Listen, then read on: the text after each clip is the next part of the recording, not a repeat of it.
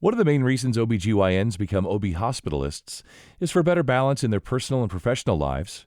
With a career as an OB hospitalist, you have one singular focus while on shift: your patients. And joining us today is Dr. Neely Dean and Dr. Joanne Williamson.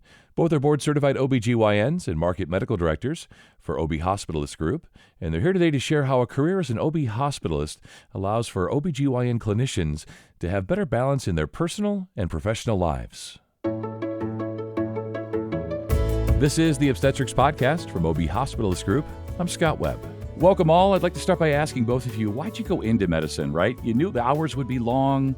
Did something change for you along the way that made you want to explore becoming an OB hospitalist? I'll start with you, Dr. Williamson.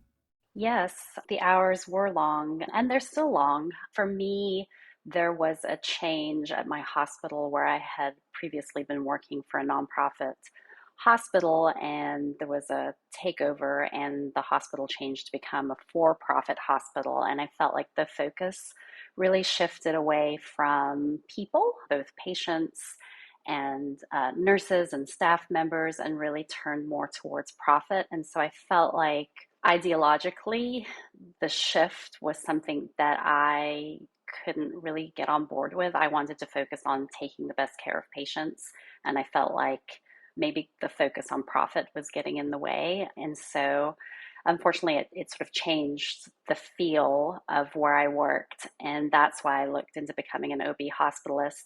I think what really got my family on board was that there would be more time for me to be at home. So when you do shift work, traditionally we do 24-hour shifts. Because half of our working time is in the middle of the night, it means we have some free time during the week. And for my family, the idea of having me home more was very appealing. And that's sort of why I made the shift. And what I love about OB Hospitalist Group is the focus really is on providing excellent, safe care to women. And that really felt more like why I went into medicine in the first place. Yeah, I would say that my perspective and priorities changed after I became a mom. When my daughter was 3, I left a practice that I had been in for 7 years because I was looking for a better balance between work and having more family time.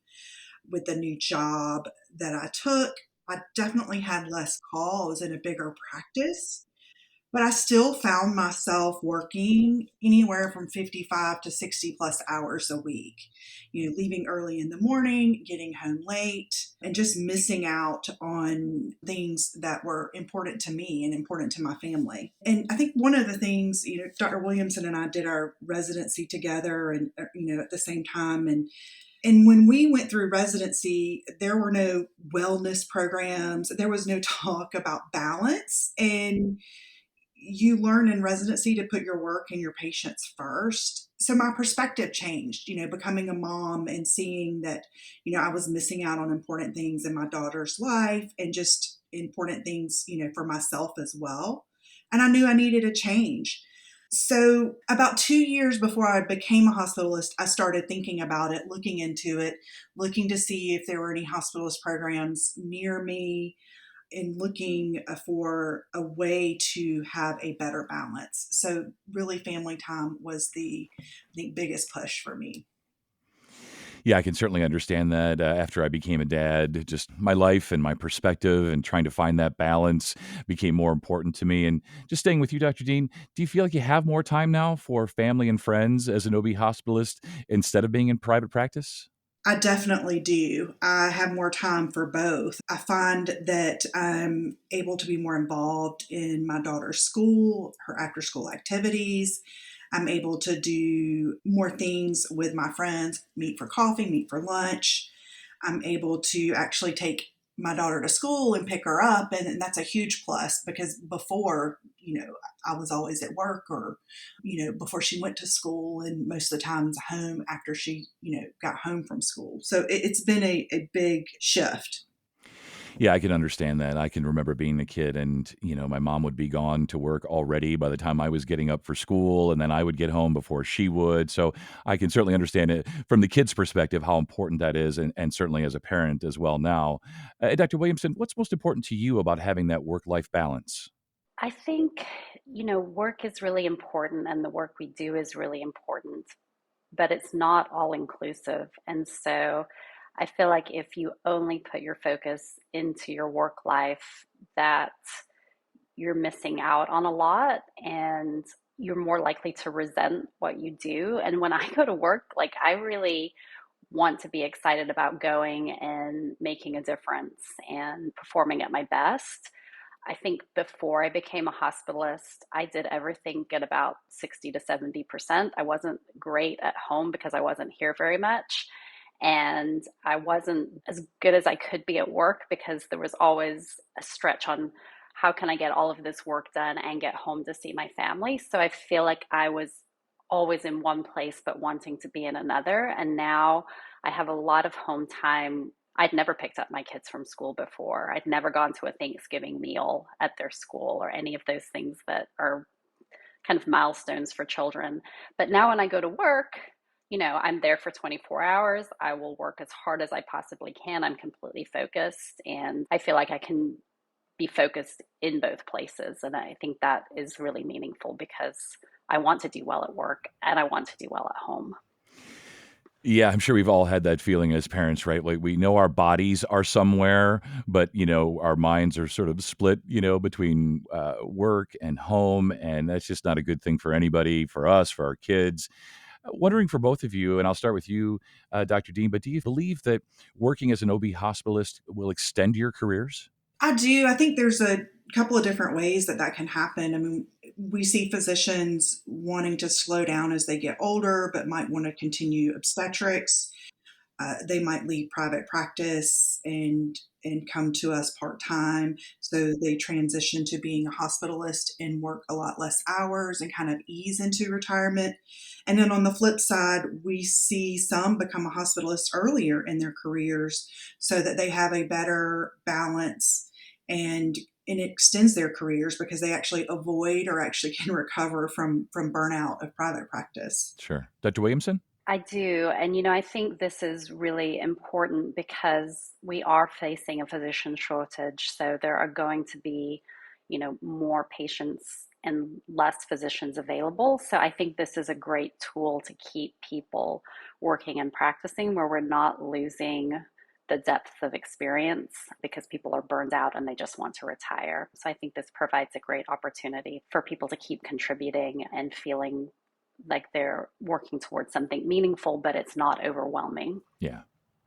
I know you both serve in leadership roles. I'm wondering, I'll start with you, Dr. Williamson. Do you think having more time in your personal and professional lives, has played a factor into you moving into this position? Yes, because I think before I started in an OB hospitalist role, I was so stretched that I was having to say no to a lot of things. Like I couldn't take on any more work. Whereas when I was asked to be a leader and play a leadership role in OB hospitalist group, I do have time in my day. And I was happy to add some extra responsibilities that I could do during the day while my children were at school. It's not night work, so that makes it easier. So I definitely felt like I had a lot more time in my schedule that I could devote to leadership. Yeah. How about you, Dr. Dean? Of course, I always was interested in leadership when practicing and actually had several different leadership roles prior to having my daughter. But once she was born, I felt I was already so busy. I didn't have the time or actually didn't want to sacrifice more time for work. And being a hospitalist freed up so much time, just as Dr. Williamson said, while my daughter's at school when I'm off. And I finally felt I can take on the leadership responsibility and it wouldn't actually affect my availability to my family and to my daughter. So That's great. Staying with you, Dr. Dean, were there more administrative duties in private practice versus how things are for you now? well, as a market medical director, I do believe I have more administrative duties than in private practice. Both of my previous practices were actual hospital employed, so there were not a whole lot of administrative duties compared to maybe physicians that run their own practice. But prior to my leadership role with OBHG, my administrative duties were pretty minimal. I just want to finish up with a bit of a fun one, hopefully, here. What's the most surprising benefit to being an OB hospitalist? And I'll start with you, Dr. Williamson. I think that I didn't have a good understanding of what a hospitalist meant before I started the job. I mean, one of those things, right? You don't know what it is until you sort of get your feet wet. I would say that I have become really good at hospitalist medicine, and I would have thought before that, I would manage patients in the hospital very well, but it's amazing when you're managing those patients in the hospital day after day, you actually get, a lot better at managing them. And I've really enjoyed that. I feel like I'm really at the top of my game. I'm not stagnating. There's still a lot to learn, and I'm getting better. And I thought I was pretty good before. So, I really like that. Yeah. I really enjoy the relationship that we have with the private physicians. I feel like such an integral part of the team at the hospital.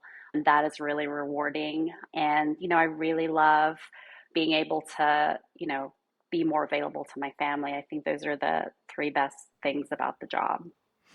Yeah, well, you sold me for sure. But how about you, Dr. Dean? Yeah, I would say feeling like I still make a difference and have a positive impact on patients' lives. I mean, the thing I struggled with the most about making the decision to becoming a hospitalist was losing the connection with my own patients, the relationships that I built with them, and the positive impact I, had on them. And it's what I really had loved most about medicine was being there for my patients and those relationships. And honestly, it was developing those relationships what pulled me towards being an OBGYN versus being a surgeon, because you're more involved in continuity of care with those patients. And I was afraid I wouldn't have that anymore. So the biggest surprise I would say is that I have found that in being an OB hospitalist, I've realized I can still have that meaningful connection and a positive impact on patients' lives. It just looks a little bit different. Right. A little bit different, maybe for some better or worse, whatever. But for you, obviously, it works. And for Dr. Williamson, it's been so great to just meet you both today, to learn more about what you do and why you do it, and this work-life balance that you've both been able to find working at OBHG and working as OB hospitalists. So thank you so much. You both stay well. Thank you. Thank you. Have a great day. That was Dr. Joanne Williamson and Dr. Deely Dean. And for more information about OB hospitalist programs, go to obhg.com. And if you found this podcast to be helpful, please share it on your social channels and make sure to check out the entire podcast library for additional topics of interest.